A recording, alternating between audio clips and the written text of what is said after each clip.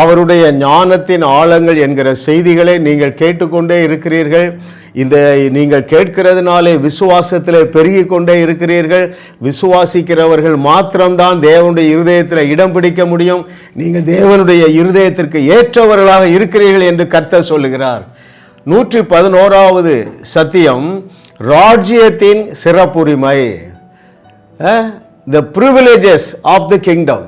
Dearly beloved, நீங்கள் என்றைக்கு மறுபடி பிறந்தீர்களோ அன்றைக்கே தேவனுடைய ராஜ்யத்திற்குள்ளே வந்து விட்டீர்கள். சரிங்களா? இதை நீங்கள் ஏற்றுக்கொள்ளுங்கள், அறிந்து கொள்ளுங்கள். மிக முக்கியமான சத்தியம். நீங்கள் என்றைக்கு மறுபடி பிறந்தீர்களோ, according to Colossians 1:13, you have been transferred from the kingdom of darkness to the kingdom of his beloved son. அதை நான் உங்களுக்கு வாசிக்கட்டுமா? கொலோசையர் 1:13, இருளின் அதிகாரத்தினின்று நம்மை விடுதலையாக்கி தமது அன்பின் குமாரனுடைய ராஜ்யத்திற்கு உட்படுத்தினவருமாய் இருக்கிற பிதாவை ஸ்தோத்தரிக்கிறேன். ஐயா, பிதாவாகிய தேவன் என்ன செய்து விட்டார் என்றால், நீங்கள் மறுபடி பிறந்த பொழுது இருளின் ஆதிக்கத்திலிருந்து அல்லது இந்த உலகத்தின் ஆதிக்கத்திலிருந்து உங்களை எடுத்து அவருடைய அன்பின் குமாரனுடைய ராஜ்யத்தில் கொண்டு வச்சிட்டாருங்க. அதில் சில சிறப்புரிமைகள் இருக்கிறது, ஸ்பெஷல் ப்ரிவிலேஜஸ். அதைத்தான் ஒன்றை நாம் இன்றைக்கு தியானிக்க போகிறோம். முதலாவது, அது என்ன ப்ரிவிலேஜ் தெரியுமா? அவர் இருக்கிற பிரகாரமாகவே நாம் மாற்றப்பட்டு விட்டோம். 1 யோவான் 4:17 அடிக்கடி பார்த்துருக்கோம் பாருங்க.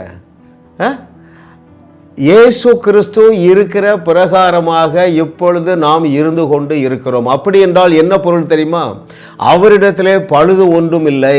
ஹல்லேலூயா. ஓ, thank you master for your goodness. அவர் பிதாவாகிய தேவனால் ஏற்றுக்கொள்ளப்பட்டு இருக்கிறார். பிதாவாகிய தேவன் குமாரன் மீது சந்தோஷமாய் இருக்கிறார்.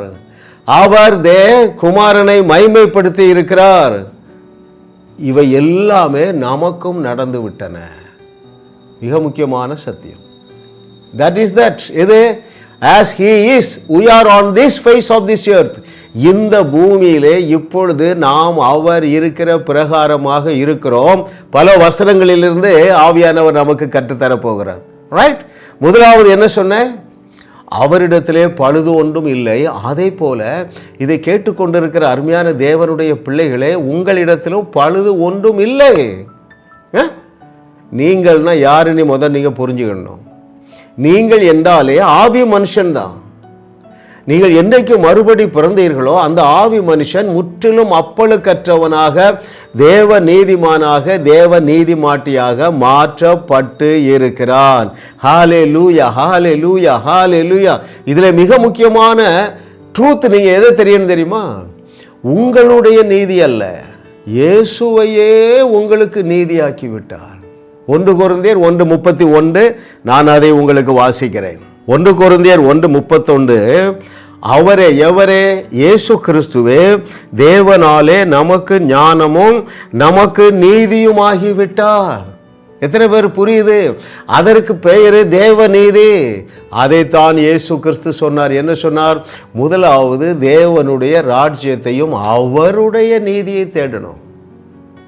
இன்னைக்கு மதம் மனித நீதியை தேட சொல்லுகிறது. நீ எவ்வளவு நேரம் இதையெல்லாம் செய்தா, இதெல்லாம் செய்துட்டியா, இதெல்லாம் விட்டு விட்டாயா? அருமையான தேவர்களே, நீங்கள் இயேசு கிறிஸ்துவை போல அப்பழுக்கற்றவர்களாக மாற வேண்டும் என்பதற்காக இயேசு கிறிஸ்துவையே உங்களுக்கு நீதியாகவும், அதே வசனம் சொல்லுகிறது, இயேசு கிறிஸ்துவையே உங்களுக்கு பரிசுத்தமுமாக வச்சிட்டாருங்க. இன்னொரு விதத்தில் சொல்கிறேன் பாருங்க.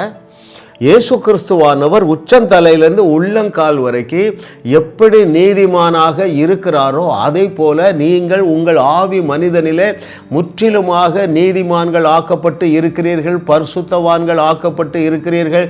எனவே உங்களிடத்திலே பழுது ஒன்றும் இல்லை. பழுதொன்றுமே உன்னில் இல்லை. ஏன் பழுதில்ல? இயேசுவே உனக்கு பரிசுத்தமானார், இயேசுவே உனக்கு நீதியானார். இயேசு உன் நீதி, இயேசு உன் பரிசுத்தம், இயேசுதான் உனக்கு எல்லாம் எல்லாம். ஹல்லேலூயா. அல்லேலூயா, அவரே எனக்கு எல்லாம் எல்லாம். ஹல்லேலூயா, ஹல்லேலூயா. அருமையான தேவர்களே, அவரே எனக்கு எல்லாம் எல்லாம். அவரே என்னுடைய தகுதியானார், அவரே என்னுடைய பாதுகாப்பானார், அவரே என்னுடைய பலனானார், அவரே என்னுடைய கண்மலை, அவரே என்னுடைய கோட்டை. எப்படிங்க உங்களிடத்துல பழுது இருக்க முடியும்? ஹல்லேலூயா. இந்த ட்ரூத் எனக்கு ஒரு வெளிப்பாடாக வந்தது பாருங்க. அற்புதம் நடக்காத நாளே இல்லைங்க. It's so easy to perform miracles if you could accept this fact. இந்த நிஜத்தை உங்களால் ஏற்றுக்கொள்ள முடிகிறதா? நான் ஒரு 10 வசனம் சொல்லுகிறேன், குறித்து வைத்துக் கொள்ளுங்கள். உங்களை பற்றி உங்களுடைய வேதம் சொல்லுகிற வார்த்தை அநேகர் ஏற்றுக்கொள்றதே இல்லை. ரோமர் 5:1, ரோமர் 8:30, கொலோசையர் 2:10, எபிரேயர் 10:14, எபிரேயர் 10:10, இவைகள் எல்லாம் என்ன சொல்லுகிறது தெரியுமா? You are fully qualified because not out of your work. உன்னுடைய கிரியையினால் அல்லப்பா, அவர் சிலுவையிலே கிரியை செய்ததினாலே அவரே உனக்குள்ளே பரிசுத்தமாக வாசம் பண்ணுகிறார். உன்னை பரிசுத்தவான் ஆக்க அவரே பரிசுத்தம், உன்னை நீதிமான் ஆக்க அவரே தேவ நீதி, உன்னை தகுதிப்படுத்த அவரே தகுதியாக்கிட்டாருப்பா. Is our God. அவர் தாங்க நம்முடைய தேவன். அதனால நான் தைரியமா பாட்டு எழுதுறேன். இதை கேட்டுக்கொண்டிருக்கிற அருமையான விசுவாசிகளே, உங்களுடைய ஆவி மனுஷனில் எந்த குறையும் இல்லை. எதை போல? இயேசு கிறிஸ்துவிடத்தில் எந்த குறையும் இல்லை. அதே போல உங்களிடத்திலும் என்னிடத்திலும் ஒரு குறையும் இல்லை என்று சொன்னவர் எல்லளவும் பொய்யுரையாத இறைமகன் அல்லவா? அப்போ நீங்கள் அதை ஏற்றுக்கொள்ள வேண்டாமா? உங்களால் ஏற்றுக்கொள்ள முடியுமே. இயேசு கிறிஸ்து தேவனுடைய குமாரன் என்று ஏற்றுக்கொண்டீர்களே. அப்போ உங்களை பற்றி எழுதியிருக்கிற இவைகளை ஏற்றுக்கொள்ளுங்கள் அருமையானவர்களே. ஏற்றமிகு வாழ்க்கை வாழுவீர்கள். இன்றைக்கு எதை தியானிக்கிறோம்? நீங்கள் ராஜ்யத்துக்குள்ளே வந்திருக்கிறதுனால உங்களுக்கு சில ஸ்பெஷல் ப்ரிவிலேஜஸ் இருக்கு. அதில் ஒன்று என்னவென்றால், நீங்கள் விசுவாசத்தினால இலவசமாக நீதிமான்கள் ஆக்கப்பட்டு இருக்கிறீர்கள். யாரை போல? இயேசு கிறிஸ்துவை போல. இரண்டாவது பாருங்கள், you have been glorified. What does it mean? அது நான் உங்களுக்கு வாசிக்கட்டுமா? இயேசு சொன்னா ஏற்றுக்கொள்ளுங்க. வாசிக்கிறேன்.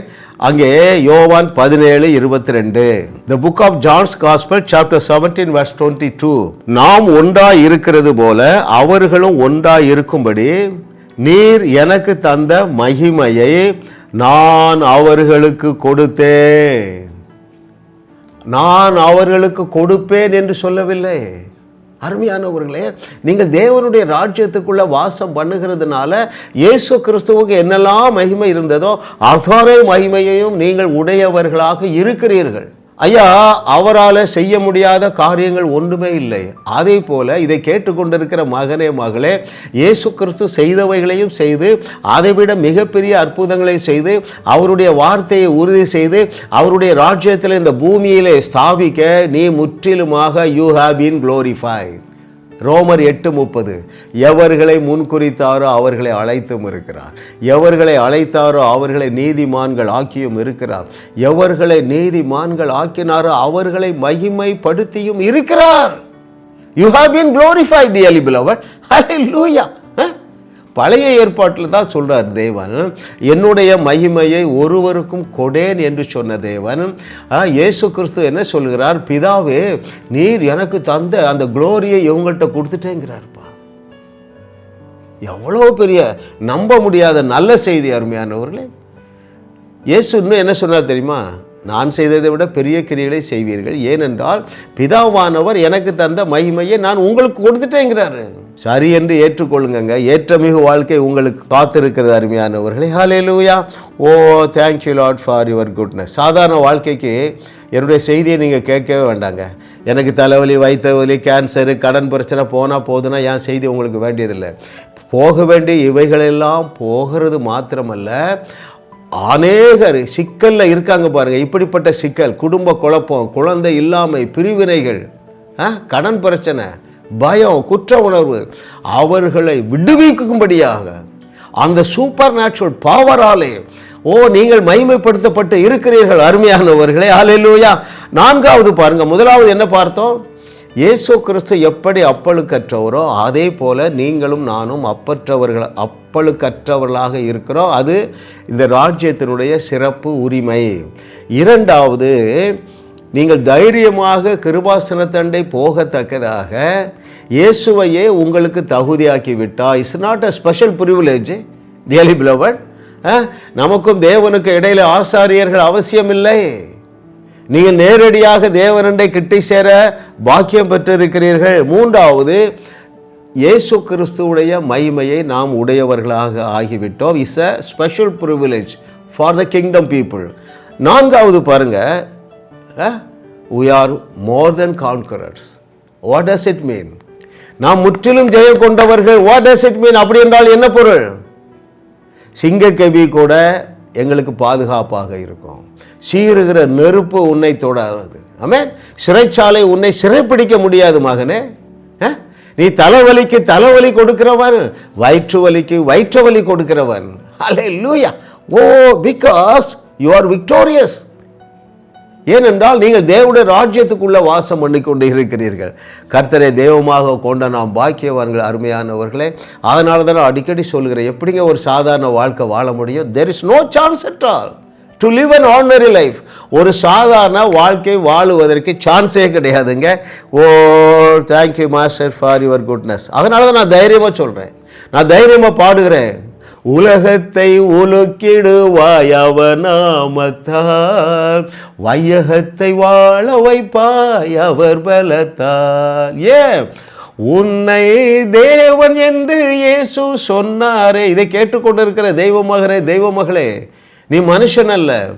உன்னை தேவன் என்று இயேசு சொன்னாரே, அவர் சொன்ன வார்த்தை ஒன்றும் தவறிடாதே. இயேசு செய்த கிரியைகளை நீயும் செய்வாய். நீ செய்யணுப்பா ஐயா, அவர் செய்த கிரியைகளை நீ செய்யணும், செய்ய முடியும். சமீபத்தில் ஒரு பாஸ்டர்ஸ் கான்ஃபரன்ஸில் பேசினேன். அவர்களுடைய கண்களுக்கு முன்பதாகவே அநேகர் சுகத்தை பெற்றார்கள் லகுவாக. எல்லோரும் எக்ஸைட் ஆகிட்டாங்க. பாஸ்டர்ஸ் எல்லோரும், எப்படி பிரதர் இவ்வளோ ஈஸியாக நடக்க? நான் அதில் உள்ள 2 சீக்கிரட்டை சொல்லி தரட்டுமான்னு சொன்னேன். பிரதர் சொல்லுங்கன்னாங்க. ஃபஸ்ட்டு சீக்கிரட்டு, ஊழியத்திலே லகுவான ஊழியம் அற்புதம் செய்கிற ஊழியம் தானே. என்ன பிரதர் இப்படி சொல்கிறீங்க? நாங்கள் பென்னிகன் தானே பண்ணுவார், தினகரன் தானே பண்ணுவார்னு நினச்சான். நான் அங்கே உள்ள ஒரு பையனை கூப்பிட்டு அவ்வளோ பேரை சுகமாக்கினேன். அவன் என்ன ஊழியக்காரனே இல்லைங்க, அவனுக்கு வயசு 7 வயசு, அவன் சுகமாக்குறான். அப்போது ஊழியங்களிலே லகுவான ஊழியம் என்னது? அற்புதம் செய்கிற ஊழியம். ஏன்? நீங்கள் மகிமைப்படுத்தப்பட்டு இருக்கிறீர்கள். இரண்டாவது, அதில் உள்ள சீக்கிரட்டு, அதில் எந்த ரகசியமும் இல்லை என்பது தான் சீக்கிரட்டுங்க. தலையில் கை வச்சா சுகமாகுதியில் என்ன சீக்கிரட் இருக்கு? மொபைலை தொட்டால் சுகமாகுதியில் என்னங்க சீக்கிரட் இருக்கு? இயேசு கிறிஸ்துடைய வஸ்திரத்தை தொட்டால் சுகமாகுதியில் என்ன சீக்கிரட் இருக்கு? மோசையின் கோலை நீட்டுனா இதில் ஒரு சீக்கிரட்டும் கிடையாதுங்க. இன்றைக்கி உங்களுக்கு கண் திறக்கப்படுகிற நாள், அருமையானவர்களே. ஹல்லேலூயா. ஐந்தாவதும் கடைசியுமாக அந்த தேவனுடைய ராஜ்யத்தினுடைய சிறப்பு உரிமை என்னவென்றால், நீங்கள் அவரோடு கூட உட்கார்ந்து இருக்கிறீர்கள், உன்னதங்களிலே வீற்றிருக்கிறீர்கள். You have seated in the heavenly places. ஹல்லேலூயா, ஹல்லேலூயா. ஐயா, இவைகளை எல்லாவற்றையும் அறிந்திருந்த இயேசு சொன்னார், நீங்கள் தேவர்களாக இருக்கிறீர்கள் என்று சொல்லி. ஹல்லேலூயா. ஓ, thank you lord for your goodness. தைரியமாக இயேசு கிறிஸ்து சொன்னதை நீங்கள் நம்புங்க, நம்புங்க. நீங்கள் தேவர்களாக இருக்கிறீர்கள் என்று சொன்னால் நீங்கள் அவருடைய மகிமையை எடுக்க மாட்டீங்க. அவர் தான் என் மகிமையை உனக்கு கொடுத்து விட்டேன் என்று சொல்லுகிறாரே. ஜாஸ் மினிஸ்ட்ரீஸ் யூடியூப் சேனலில் தொடர்ந்து செய்திகளை கேளுங்கள், சப்ஸ்கிரைப் செய்யுங்கள், வீடியோக்களை லைக் செய்து பலரோடு பகிர்ந்து கொள்ளுங்கள். அவர்களும் ஆசீர்வதிக்கப்படட்டும்.